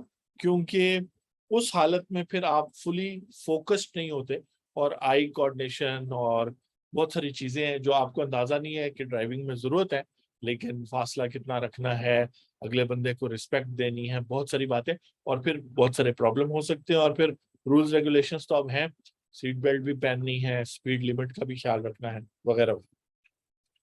तो मैं जो है किताब का रेफरेंस दे देता हूँ कि पालकीवाला साहब की किताब है, चैप्टर 1 है, पेज 41 है, नोट नंबर 41 है, definition clause and undefined words. Where a statute defines a particular word, यानी कि टैक्स लॉ में अगर डिविडेंड की डेफिनेशन है, इनकम की डेफिनेशन है, the same should, unless the context otherwise requires, be constructed in the same manner and be given the same meaning। और साथ में उन्होंने एक केस लॉ का, इंडियन केस लॉ का रेफरेंस दिया है, जो वहाँ 209 वॉल्यूम जो उनका इनकम टैक्स रिपोर्टर है, पेज 824 पे मिल जाएगी। मैं कहने का मतलब ये है कि जब आपके पास किताब हो तो फिर आप डिटेल में उस बात पे जा सकते हैं। तो उनकी बात का मतलब ये है कि जब कोई वर्ड डिफाइन हो गया हो टैक्स लॉ में, और ये कानून, ये असूल तो हर एक कानून पे अप्लाई होता है, लेकिन यहाँ टैक्स के हवाले से बात हो रही, तो फिर आपने उसको कंस्ट्रक्ट करना है जहां जहां भी वो टैक्स लॉ में आएगा उसी मीनिंग के साथ। However, a definition or interpretation clause that extends the meaning of the word should not be constructed as taking away its ordinary meaning। तो यहाँ पर मैं सिंपल करके इस बात को करूंगा, क्योंकि ये पैराग्राफ एक्चुअली मैं बहुत दफा पढ़ चुका हूँ। किताब ऐसी है कि हर पैराग्राफ को कम से कम 5-5 दफा पढ़ें तो बहुत ज्यादा, जिसको कहते हैं ना कि सुकून भी आएगा, और वो डॉक्टर जैसे कहते हैं कि आपको आराम आएगा। तो क्योंकि आपको वो पता चल जाएगा, डेफिनेशन बेसिक चीज है। अगर इनकम टैक्स लॉ में, जैसे अगर पर्सन की डेफिनेशन में कंपनी का जिक्र ना होता, तो फिर इनकम टैक्स लॉ में अगर पर्सन की डेफिनेशन में कंपनी का जिक्र ना होता, तो फिर कंपनी पे इनकम टैक्स लॉ पाकिस्तान में ना लगता। तो इसलिए वो लगता। अब बहुत सारे लोग यूनिवर्सिटीज जो हैं और जो लीगल बॉडीज हैं उनको वो कवर करने की कोशिश करते हैं। या एक चीज जो मैंने एफबीआर में जो एनटीएन सेल वगैरह, वो लोग भी मेरे से ये बात पूछते रहे कि जब लिमिटेड लायबिलिटी पार्टनरशिप आई है, और इस पे मुनीर मिर्जा साहब जो हैं, अगर आप लोग जानते हैं, जो ऑथर है किताब की, सीए में जो पढ़ाई जाती है, उनसे मेरी इस पॉइंट पे डिस्कशन इसलिए हो रही थी कि वो और मैं मिलके एक जगह पे आई कैप के अंदर ठोकर नियाज बेग पे सेमिनार दे रहे थे। तो वो भी आए हुए थे। खैर मेरी क्या मजाल के मैं वो दूं, लेकिन ये है कि मैं भी उसमें बता रहा था लिमिटेड लाइबिलिटी पार्टनरशिप के कानून के मुताबिक। और तो वहां पे ये क्लियर सवाल पूछा गया कि limited liability partnership income tax ordinance के ऑर्डिनेंस 2001 की डेफिनेशन के मुताबिक पार्टनरशिप में आएगी। तो सबने कहा जी वो पार्टनरशिप में आएगी, पार्टनरशिप की डेफिनेशन या जो एओपी की डेफिनेशन है उसमें आएगी। जबकि मेरा और उनका ओपिनियन था कि ये कॉर्पोरेट बॉडी है, तो कॉर्पोरेट बॉडी कंपनी में आएगी, क्योंकि वहां लिखा है कि any corporate body will be considered a company for income tax ordinance 2001 पर। तो खैर फिर लोग कन्विंस हुए, मेरे कहने पे तो नहीं, उनके कहने पे, क्योंकि वो अथॉरिटी है इस बात पे। तो इस तरीके से जो डेफिनेशंस होती हैं वो स्कोप डिफाइन करती है कि कौन सी चीज कहाँ तक है, या प्रॉपर्टी टैक्स में घरों पे टैक्स लगाना है या प्लाजा पे लगाना है या किस चीज पे लगाना है, अगर कोई शेड हो, फार्म हाउस हो, कोई विलेज में जगह हो तो उस पे लगाना है। तो ये सब चीजें जो है ना बड़ी मैटर करती हैं। तो अगर कहीं पे, और ये मैं दोनों जुमले एक्सप्लेन कर दूं, कि कहीं पे भी कोई डेफिनेशन दी गई है तो आपने उसको उसी मतलब में समझना है। लेकिन अगर वहां कहा गया हो कि जी दिस इंक्लूड्स, इसमें ये चीजें भी शामिल हो, जैसे एक बड़ी इंटरेस्टिंग डेफिनेशन है कि जो डायरेक्टर होते हैं कंपनी के, वो एम्प्लॉयज नहीं होते। लेकिन इनकम टैक्स ऑर्डिनेंस नया, मतलब इनकम टैक्स एक्ट 1922 में भी, फिर उसके बाद इनकम टैक्स ऑर्डिनेंस 1979 में भी, और फिर इनकम टैक्स ऑर्डिनेंस 2001 में भी। और इनकम टैक्स ऑर्डिनेंस 2001 में तो खास तौर पे जो है वो डायरेक्टर्स को एम्प्लॉयज कहा गया है। इससे पहले जो दो कवानीन थे वहां डाउट था, क्योंकि क्लैरिटी नहीं थी, तो केस लॉस होते रहे। तो एम्प्लॉय में डायरेक्टर भी शामिल है, इसका मतलब है उनको जो पैसे मिलेंगे वो सैलरी के हेड के नीचे आएंगे और इनकम फ्रॉम अदर सोर्सेज के नीचे नहीं आएंगे। तो ये अब आप पर है कि इस बात को कितने हद तक आप फॉलो करते हैं, अपने पास नोट डाउन करते हैं। बहुत सारी चीजें हम, मैं मतलब इजली मैं आपको ये जो किस्सा मुनीर आई कैप वाला सुना रहा हूँ, ये 4 साल पुराना किस्सा है। तो इम्पोर्टेंट है कि अपने पास एक अच्छी डायरी रखा करें, चाहे वो लाहौर टैक्स बार की है आपके पास, या उसमें वो सारी चीजें जो आपको डिफिकल्ट लगती हैं नोट रखा करें। और जैसे जैसे आप टैक्स दोस्ती पे और चैनल्स पे और किताबों के थ्रू आप स्ट्रगल कर रहे हैं, अगर अभी आप यहाँ आमिर जान साहब बैठे हैं, ये अमीन आए हुए हैं, टाइम दे रहे हैं, तो ये वो स्ट्रगल है जो आप कर रहे हैं। और आपको पाकिस्तान में चूंकि रिसोर्सेज कम है, तो ऐसा कम होता है कि प्रोफेशनल्स के साथ इंटरेक्शन हो, लेकिन है अवेलेबल है, टैक्स प्रोफेशनल्स हो, हर फील्ड के लोग हैं जो सिखाना चाहते हैं, बताना चाहते हैं और जो सीखना चाहते हैं। और आगे आपने भी आगे जाके फिर सिखाना है, बताना है। तो इस हवाले से ये चीजें इंपॉर्टेंट है कि नोट डाउन करते रहिए। मैं आपको पिछले 25 साल में जो जो चीजें हैं, और एक अच्छी मेमोरी है, खुदा ने ब्लेस किया है, तो ये चीजें याद रहती हैं। तो फिर जब उनका आंसर मिलता है तो तब भी नोट कर लेते, तो फिर पता चलता है अच्छा यार, एम्प्लॉयर एम्प्लॉय का पहले कुछ पता नहीं था, अब इतनी भी वजाहत हो गई है और बहुत सारी बातें। तो ये इसी तरह है कि एम्प्लॉय की डेफिनेशन उन्होंने एक्सपैंड कर दी। यानी कि इनकम टैक्स ऑर्डिनेंस में अभी पालकी वाला साहब ने जिस तरह कहा कि एक तो जो वर्ड डिफाइन कर दिया हो वो तो आपने लेना ही लेना है, लेकिन अगर उसकी डेफिनेशन एक्सपैंड कर दी हो टैक्स पर्पस के लिए, तो आपने उसका ऑर्डिनरी मीनिंग भी लेना है। ऑर्डिनरी मीनिंग का मतलब है डिक्शनरी मीनिंग, क्योंकि डिक्शनरीज दुनिया में इसीलिए इजाद हुई थी कि लफ्जों को मुख्तलिफ लोग मुख्तलिफ तरीके से बताते थे। लेकिन अगर एक लफ्ज के दो चार ऐसे मतलब है जो ज्यादातर लोग समझते हैं, और उसका नाउन वर्ब और एडजेक्टिव के हिसाब से, तो फिर डिक्शनरीज बन गई थी जो वर्ड के मीनिंग को रिस्ट्रिक्ट करती थी।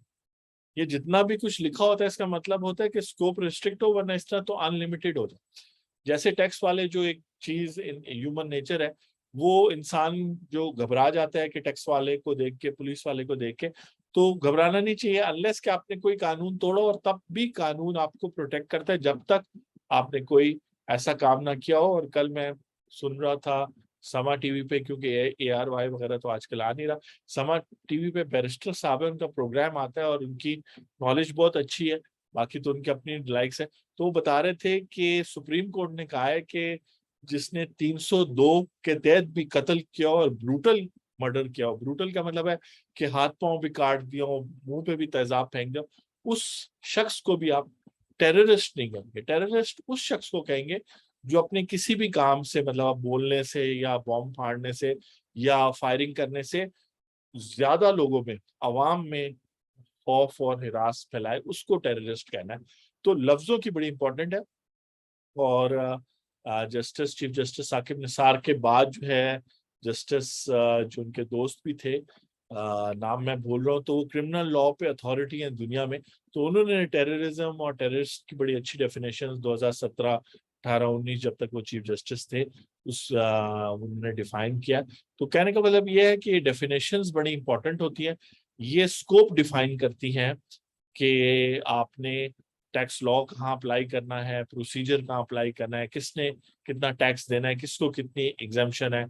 जैसे चूंकि इस पॉइंट पर मैं रोकूंगा और मैं ये कहूंगा कि जो ये वर्ड्स एंड डेफिनेशन है उसके अंदर मजीद फिर जुडिशली डिफाइंड वर्ड्स हैं, पार्लियामेंट ने जो वर्ड्स डिफाइन किए होते हैं।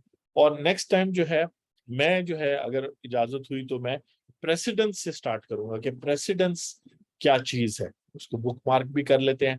किताब आपको एक आखिरी दफा दिखा लेते हैं कि पालकी वाला साहब की किताब है the law and practice of income tax volume 1, 2020 edition. ये 1961 के इनकम टैक्स ऑर्डिनेंस इंडिया के हिसाब से, लेकिन चूंकि हमारे सेक्शंस वगैरह मिलते हैं और एक लॉजिक लॉ मिलती है तो हम इस किताब से बहुत हेल्प ले सकते हैं। और बेसिक असूलों की बात हो रही है तो डेफिनेशन में मैं ये कहने लगा था कि आईटी फ्रीलांसर्स की जो डेफिनेशन है, आईटी सर्विसेज और IT enabled services, income tax law में इसकी एक हिस्ट्री है। पहले ये clause 133 part 1 of second scheduled में डेफिनेशन शामिल थी, फिर इनको सेक्शन 2 में शिफ्ट कर दिया गया।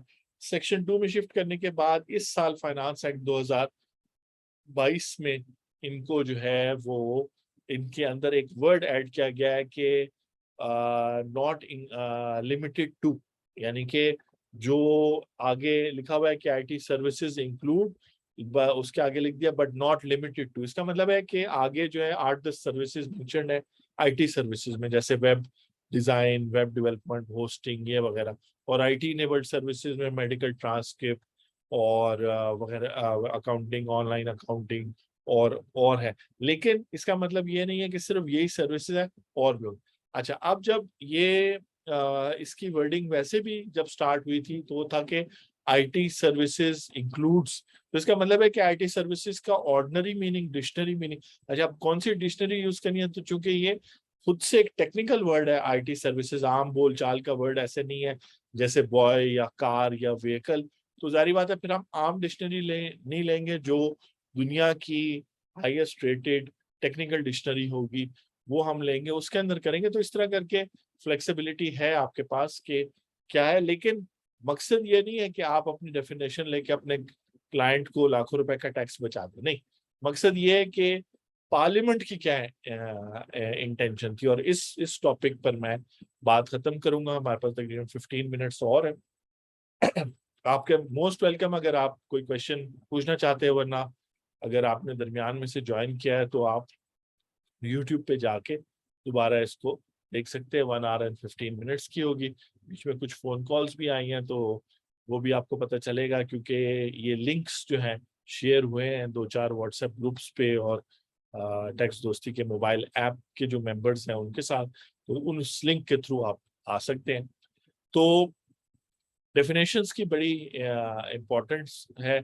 और डेफिनेशंस में मैंने जैसे बताया कि इंक्लूड का वर्ड यूज हुआ आईटी फ्रीलांसर में, तो इंक्लूड का मतलब भी था कि वो डिक्शनरी जिसमें आईटी आईटी सर्विसेज फर्क चीज है और आईटी इनेबल्ड सर्विसेज फर्क चीज है। मतलब इसमें भी देखें तो बारीकी है। आईटी इनेबल्ड सर्विसेज का मतलब है कि मैं एक टीचर हूं लेकिन अब मैं जूम यूज करके ऑनलाइन टीचिंग कर रहा हूं, तो ये आईटी इनेबल्ड सर्विस है। क्योंकि अगर जूम ना होता, लैपटॉप ना होता और इंटरनेट ना होता, तो मैं अमेरिका में और अपने मुल्क के अलावा और इवन अपने मुल्क के अंदर और इवन अपने शहर के अंदर वो औरों को ना पढ़ा सकता। लेकिन शहर में तो चलो मैं चला जाऊंगा किसी तरीके से, लेकिन देन अगेन उबर, करीम वगैरह लेके वो आईटी इनेबल्ड सर्विसेज में नहीं आएंगी, वो आईटी सर्विसेज में भी नहीं आएंगे, वो फर्क चीज है। लेकिन जिस तरीके से कोई काम किया जाता है, अगर उसमें कंप्लीटली आईटी के बगैर वो काम पॉसिबल ही ना हो, तो वो आईटी इनेबल्ड सर्विसेज होती है। ये मेरी डेफिनेशन है। और आपको पता है हम डिस्कशन कर रहे हैं, ये कोई एडवाइस नहीं है कि आपने यहाँ से मेरी बात उठाई और कहा कि ठीक है 100% आपने अपनी रिसर्च करनी है, आपने देखना है कि क्या बात हो रही है, क्लाइंट की एक्टिविटीज क्या है। वैसे तो मैं आपको एक और एग्जांपल देता हूँ, क्योंकि यहाँ सिर्फ इनकम टैक्स की बात नहीं हो रही।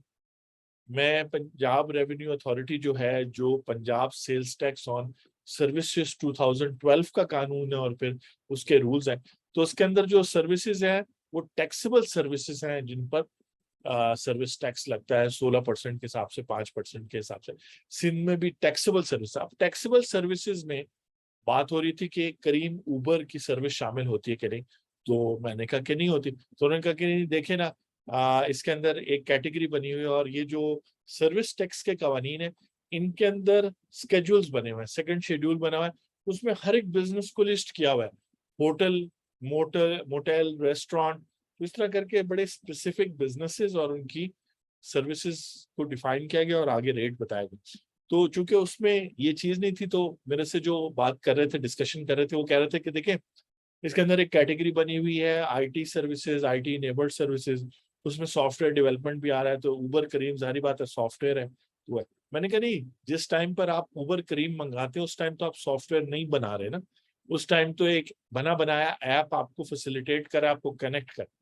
तो फिर टैक्स ईयर फाइनेंस एक्ट 2020 में पंजाब ने अमेंडमेंट पास की और उन्होंने लिखा, उन्होंने एंट्री डलवाई, आप देख लें एंट्री 61 है या 81 है, क्योंकि सेकंड शेड्यूल में, ये मैं बात कर रहा हूँ पंजाब का जो सर्विस टैक्स है, उसमें उन्होंने एंट्री डलवाई कि जी राइड हेलिंग जो है services, ride hailing services, ride यानी कि मतलब जाना आना, चाहे गाड़ी से जाते हैं, मोटरसाइकिल से जाते हैं, राइड हेलिंग, हेलिंग का मतलब बुलाना, तो जारी बात है आप टैक्सी को, रिक्शे को, इसको बुलाते, हेल करते। सर्विसेज, तो जारी बात है ये जो करीम और उबर, अब तो उबर ने करीम को परचेज कर लिया है, एक्वायर कर लिया, तो जो उबर है वो राइड हेलिंग सर्विस प्रोवाइड कर रहा है। इसीलिए अब जब उसकी बिलिंग आप देखें तो उसके अंदर 16% या जो भी टैक्स रेट उन्होंने फिक्स किया वो उसमें अप्लाई हो रहा है। तो आप एक तो उबर करीम के पैसे पे कर रहे हैं, साथ में आप सर्विस टैक्स पे कर रहे हैं जो उबर करीम कलेक्ट कर रहा है आपकी पेमेंट से, चाहे आप कैश करें। अब कैश को देख लेते हैं, कैश पेमेंट आप ड्राइवर को करते हैं, चूंकि उबर के ऐप में तो लॉक हो जाता है कितने में, फिर उसकी लिमिट होती है 4,000 तक, उतने की वो जो है वो राइड्स कर सकता है। उसके बाद फिर उसको वो पैसे जमा कराने पड़ते हैं उबर कलेक्शन सेंटर में। उबर वो 4,000 या 10,000 उससे लेके फिर उसको 4,000 तक की इजाजत देता है कि वो 4,000 की कैश राइड्स करे, वरना क्रेडिट वाला तो डायरेक्ट उबर के अकाउंट में जा रहा है। लेकिन जब उबर के अकाउंट में जा रहा है तो उबर डबल एंट्री कर रहा है, यानी कि वो सेपरेट अकाउंट रख रहा है। मैंने 100 रुपए की राइड की और रेट अगर 16% है, अभी आप अज्यूम कर ले, तो 100 रुपए उबर के अकाउंट में चले गए एज सेल्स या प्रोवाइडिंग ऑफ सर्विसेज, जो भी उनका सेल्स अकाउंट है, और 16 रुपए वो पंजाब के सेल्स टैक्स के अकाउंट में चले गए जो उबर मेंटेन कर। और फिर साल के मतलब महीने के आखिर में वो देखते हैं कि उबर सर्विसेज ले भी रहा होगा, तो उसके अगेंस्ट जो इनपुट है वो, और वो जो उसने कस्टमर यानी कि ड्राइवर, यानी आपने जो पेमेंट की है ड्राइवर को और ड्राइवर ने फिर उबर को जो दी है, उस पे कितना आउटपुट टैक्स यानी सेल्स टैक्स यानी सर्विस टैक्स उन्होंने चार्ज किया 16% के साथ, जो डिफरेंस है वो जाके गवर्नमेंट को पे कर देते हैं, पंजाब गवर्नमेंट को पे कर देते हैं। इसीलिए पीआरए का पोर्टल फर्क है पंजाब रेवेन्यू से। सिंध के अंदर भी है, सिंध वालों ने तो रेंटल इनकम और इस चीजों पे भी टैक्स लगा दिया है, जो चैलेंज हुआ और आहिस्ता आहिस्ता सुप्रीम कोर्ट तक पहुंच जाएगा। तो आई होप के आप और मैं मिल के टैक्स मास्टर क्लास के थ्रू जब ये केसेस वहां पहुंचे, तो हमने यहाँ पर जो आप और मैं आज यहाँ पर बैठे हैं और बातचीत कर रहे हैं आप और मैं, ये हमने इतनी बातें कर ली हो कि या तो हम डायरेक्टली वहां पे एज एडवोकेट्स, क्योंकि खैर हाई कोर्ट और सुप्रीम कोर्ट में तो एडवोकेट्स ही पेश होते हैं, बेशक जो है आपको पता है लाइट चली गई है तो रोशनी कम हो गई, लेकिन कोई बात नहीं, थोड़ी बहुत लाइट ऑन कर देंगे अगर मुझे मोबाइल मिल जाए मेरा। तो बात ये है, और ये मीटिंग भी ऑलमोस्ट एंड होने लगी है, तो मैं अपनी बात को कंक्लूड करता हूँ। फिर जो सारा मैंने समझाया पहले चैप्टर का पालकी वाला साहब के जो असूल, वो मैं रिपीट करता हूँ। तो इतने टाइम तक हम इस काबिल हो गए होंगे, इतनी हमने रिसर्च कर लियो, क्योंकि रिसर्च और क्लाइंट के बेनिफिट के लिए चीजें हम इसलिए नहीं सोचते, क्योंकि टैक्स रिटर्न तो सेल्फ असेसमेंट है, सेल्स टैक्स सर्विस टैक्स की भी कुछ हद तक सेल्फ असेसमेंट है, बेशक आपने लिंक करना होता है परचेजेस को सेल्स को, लेकिन वो है। और फिर बाद में कोई मसला होता है तो टैक्स वाले इनकरेज करते हैं कि आप उनको कुछ पैसे दे दें, वो रिपोर्ट आपके फेवर में लिख देंगे। तो उस कल्चर के सेपरेट में ये कल्चर जो है, जैसे नाना पालकी वाला साहब कभी नहीं चाहते होंगे कि टैक्स पेयर प्रॉब्लम में आए या टैक्स अथॉरिटी वालों को पैसे लेने पड़े या सुप्रीम कोर्ट या हाई कोर्ट में जाए तो वो लोग कोई दरमियान का फैसला दे दें। वो हमेशा चाहते होंगे कि सही असूलों पे बताएं। और पालकी वाला साहब की एक इंटरेस्टिंग बात बताता हूँ, क्योंकि आज बात हो सकती है, आगे जाके तो शायद पार्टिसिपेंट ज्यादा हो, बात नहीं होगी, कि वो भी एक स्पीच देते थे। हर एक फाइनेंस मिनिस्टर इंडिया में भी होता है, और वो बजट स्पीच देता है। उसके बाद पालकी वाला साहब स्पीच देते थे, और वो जो है किसी घर में या हॉल में नहीं, पूरा एक स्टेडियम बुक होता था। पहली दफा मैंने आहिस्ता आहिस्ता उन्होंने देना शुरू की। उसके बाद जो है वो 1990s में आके पूरा एक स्टेडियम बुक होता था, और वहां लोग आते थे और पालकी वाला साहब की इंटरप्रिटेशन सुनते थे कि फाइनेंस एक्ट पे, यानी सिर्फ टैक्स लॉ, सेल्स टैक्स की चेंजेस नहीं, जो इकोनॉमिक लॉलीपॉप्स दी हैं इंडिया की गवर्नमेंट ने, इंडिया के फाइनेंस मिनिस्टर्स ने। तो वहां मशहूर था कि इंडिया में दो फाइनेंस मिनिस्टर्स हैं, एक तो जो गवर्नमेंट अपॉइंट करती है और मिनिस्टर होता है फाइनेंस मिनिस्टर, और एक असल फाइनेंस मिनिस्टर जो नाना ए पालकी वाला साहब है। तो इतनी उनकी कमांड थी इकोनॉमिक्स पे, पॉलिटिक्स पे, इंटरनेशनल रिलेशंस पे, जो अगर आप मेरी वीडियोस देखें तो मैं भी अपनी डिग्रीज दिखाता रहता हूं। तो डिग्री से कुछ नहीं बनता, लेकिन प्रैक्टिस करने से बनता है। तो मैं आपको इनकरेज करूंगा, आमिर साहब हो गए, अमीन हो गए, कि लेक्चर सुन रहे हैं वो लोग जो वैसे इसको वीडियो पे यूट्यूब पे सुन रहे हैं, या taxdosti.com पे सुन रहे हैं, या कहीं और इसका लिंक देख रहे हैं, तो आप अपने से भी सवाल पूछें, क्लाइंट्स को इनकरेज करें। अगर क्लाइंट आपसे एक सवाल पूछता है, मेरे से अगर कोई क्लाइंट पूछता है, तो मैं अगर कहूँ कि जी मैं देख के बताऊंगा, तो इससे मेरी इज्जत में कोई कमी नहीं हुई। मैं जो हूँ, मेरी इज्जत बढ़ गई। मेरे क्लाइंट है जिन्होंने वीडियो पे रिकॉर्ड करके बात की है कि मैंने जस्ट टैक्स दोस्ती इसलिए ज्वाइन किया कि जब एंथनी साहब से मैंने सवाल पूछा, तो उन्होंने कहा मैं कानून देख के बताऊंगा, बजाय के फर कोई कहानी मुझे सुना दी। और मैं उन सारे वकीलों को छोड़ के, या सारे प्रोफेशनल्स को छोड़ के इनके पास आया। चले, आई होप कि जो वो क्लाइंट आए उनकी मैं उम्मीदें, एक्सपेक्टेशन पूरी कर सकूं, क्योंकि क्लाइंट भी जो है उनकी एक्सपेक्टेशंस चेंज होती रहती है। तो हरफे आखिर नहीं हो सकता, क्योंकि उनके आइडियाज और उनकी नीड्स चेंज होती है। हो सकता है एक प्रैक्टिशनर या एक फर्म या एक टीम उनकी रिक्वायरमेंट पूरी ना करे, इसलिए ऑप्शंस होने चाहिए उनके पास, और उनके पास जाने के। मैं कंक्लूड इस तरह करूंगा, लास्ट होपफुली 5 मिनट्स हैं, कि जो टैक्स लॉ है, वो इनकम टैक्स एक्ट 1922 जो है, वो इंडिया में इंडिपेंडेंस से पहले राइज था। टैक्सेस लगते थे इनकम पे, बिजनेस पे, प्रॉपर्टी रेंटल वगैरह पे, और उस टाइम लिमिटेड लोग टैक्स देते थे। टैक्स फाइलिंग वगैरह का सिस्टम लिमिटेड था, और टैक्स ऑफिस जाना पड़ता था। फिर इंडिया में इंडिपेंडेंस के बाद 1961 का इनकम टैक्स एक्ट 1961 बना, जो अभी तक चलता आ रहा है, और जिसपे ये किताब बेस्ड है, लेकिन चूंकि वो हमारे लॉस से मिलती जुलती है, तो उस हवाले से हम इन किताबों से फायदा उठा सकते हैं। पाकिस्तान में जब इंडिपेंडेंस के बाद 1979 में इनकम टैक्स ऑर्डिनेंस 1979 बना, जो ऑब्वियसली प्रीवियस एक्सपीरियंसेस और केस लॉज जो गवर्नमेंट ने किए होते हैं, कोर्ट्स में हुए होते हैं, उनसे उनको देखते हुए नया लॉ ड्राफ्ट किया जाता है। अच्छी बात है। फिर उसके बाद इनकम टैक्स ऑर्डिनेंस 2001 में नया आया, जो अभी तक चलता जा रहा है, और उसमें अमेंडमेंट्स भी हो रही हैं, इम्प्रूवमेंट्स भी हो रही हैं। इंडिया में जो है क्या कहते हैं, फिर ये किताब लिखी गई 1966 ऑनवर्ड्स, और भी बहुत लोग हैं, ऐसे ऑथर्स हैं जिनकी किताबें, ये तो 2 वॉल्यूम है सिर्फ, 20-25 वॉल्यूम की किताबें हैं। तो लोगों ने अपनी पूरी लाइफ डिवोट की है टैक्स लॉस पर, और उसमें सिर्फ इनकम टैक्स लॉ नहीं है, सेल्स टैक्स, और पाकिस्तान में भी जिस तरह बहुत सारे कवानीन आ गए। तो हमने यहाँ ये पढ़ा कि स्टेट को, गवर्नमेंट को, कॉन्स्टिट्यूशन, पहला पॉइंट हमने ये पढ़ा कि कॉन्स्टिट्यूशन, हमारे केस में कॉन्स्टिट्यूशन ऑफ पाकिस्तान 1973 जो है, वो पावर देती है कि टैक्स लॉ लगाया जाए, और तरीका भी बताती है कि कानून के थ्रू लगाना है और कैसे करना है। और अगर जो है हमारे मुल्क में जो है वो 4th शेड्यूल में मुख्तलिफ ट्रांजेक्शन हैं जिसपे टैक्स लग सकता है, चाहे इनकम है, सेल्स है, प्रोडक्शन है, उसके अलावा प्रॉपर्टी है, सर्विसेज है। तो ये मुख्तलिफ ट्रांजेक्शन्स और कैटेगरीज हैं, फील्ड्स हैं, जिन पे टैक्स लॉ लग सकता है और लगाया जाता है। कुछ फेडरल गवर्नमेंट लगा सकती है, कुछ प्रोविंशियल गवर्नमेंट। इस वीडियो के दौरान हमने बात की कि आजकल जो मसला चल रहा है कि मूवेबल प्रॉपर्टी पे जो फेडरल गवर्नमेंट ने टैक्स लगाया FBR ने, जबकि वो प्रोविंसेस लगा सकती, तो वो चीजें चैलेंज हुई है लाहौर हाई कोर्ट में। मंडे को 29 अगस्त 2022 को उसकी नेक्स्ट हियरिंग भी है, तो देखते हैं क्या फैसला है। और taxdosti.com कि अगर आप टैक्स दोस्ती ब्लॉग पे चले जाएं तो उस पे जो ब्लॉग पोस्ट है कि विच एसेट्स आर एग्जाम मे और may not be exam from tax on immovable, तो वहाँ ये सारी लेटेस्ट अपडेट्स मैं कोशिश करता हूँ कि डालूं। बिजली आने के बाद भी आप देख सकते हैं कि मैं जो हूँ यहीं पे मौजूद हूँ, आपसे बात कर रहा हूँ।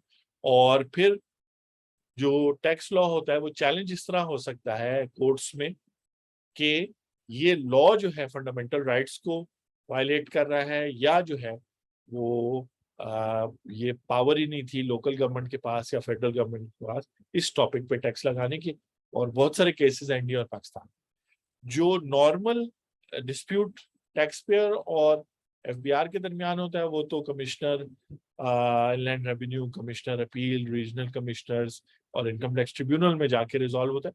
और वहाँ फोकस फैक्ट्स पर होता है, ना के लॉ और ना के प्रिंसिपल्स ऑफ टैक्स लॉ। तो ये जो बातें हो रही है ये अगर आप स्टूडेंट हैं तब भी वैल्यूबल है, अगर आप हाईली कॉम्पिटेंट प्रोफेशनल है भी वैल्यूबल है। एक कॉन्वर्सेशन हो रही है मेरी और आपकी जो जरूरी है। तकरीबन टाइम कंप्लीट होने लगा है।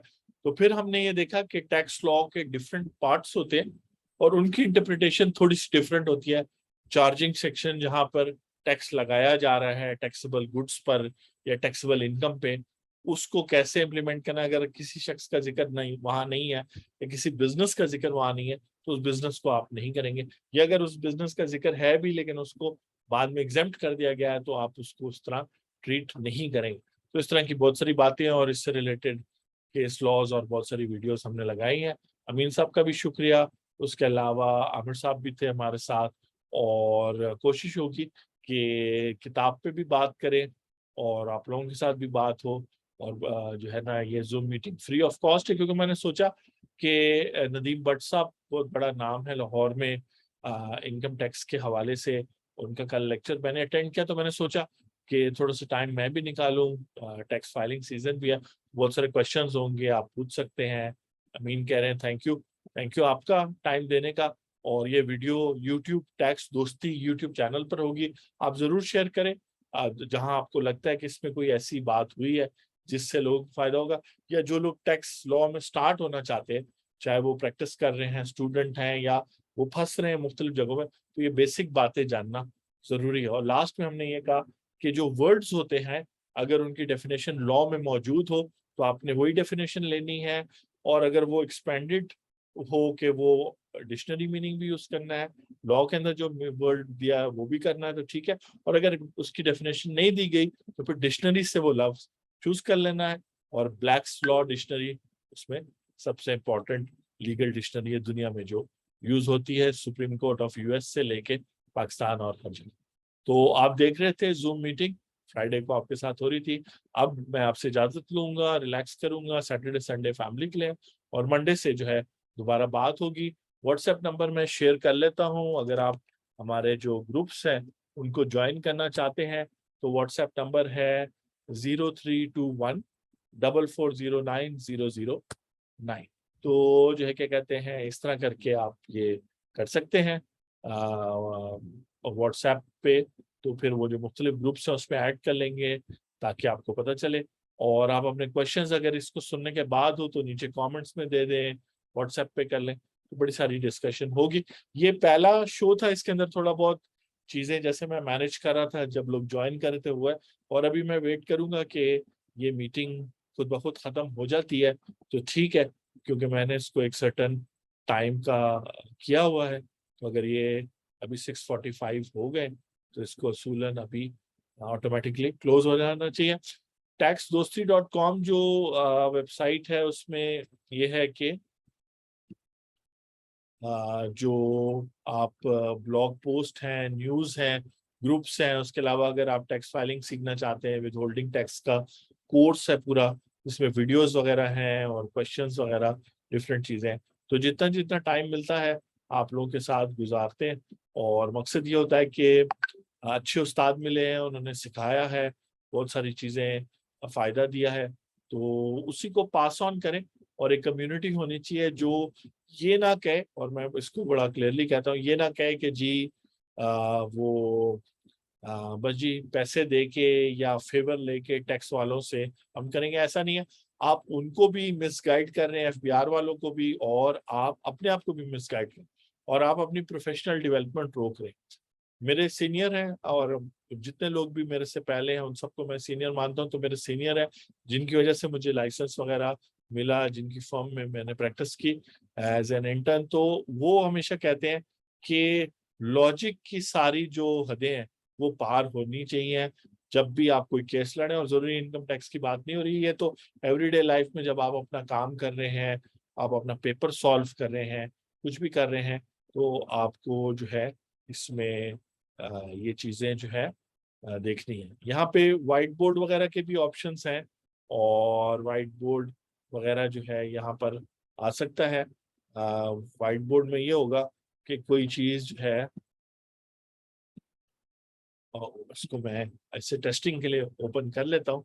ठीक है, ये वाइट बोर्ड आ गया है, और इसके ऊपर अगर हमने ड्रॉ करना हो तो ड्रॉ भी कर सकते हैं, तो टेक्स्ट लिखना हो तो टेक्स्ट भी लिखा जा सकता है। ठीक है जी, जैसे टैक्स मास्टर क्लास। तो चले, मेरे लिए जूम थोड़ी सी नई चीज है, और इसके अलावा जो है और भी नई चीजें हैं, लेकिन जैसे जैसे आप नई नई चीजें सीखते हैं तो वैसे वैसे आपकी जो है वो एबिलिटी बढ़ती जाती है। ठीक है जी। और वाइट बोर्ड का ये फायदा है कि कल को जहाँ मुश्किल कॉन्सेप्ट्स होंगे तो उनको इजीली हम यहाँ पे फिर शो कर सकेंगे। ठीक है जी। अब आपसे इजाजत लेंगे, और थैंक यू वेरी मच आपका ज्वाइन करने का। अपना ख्याल रखें, फिर आपसे मुलाकात होती है।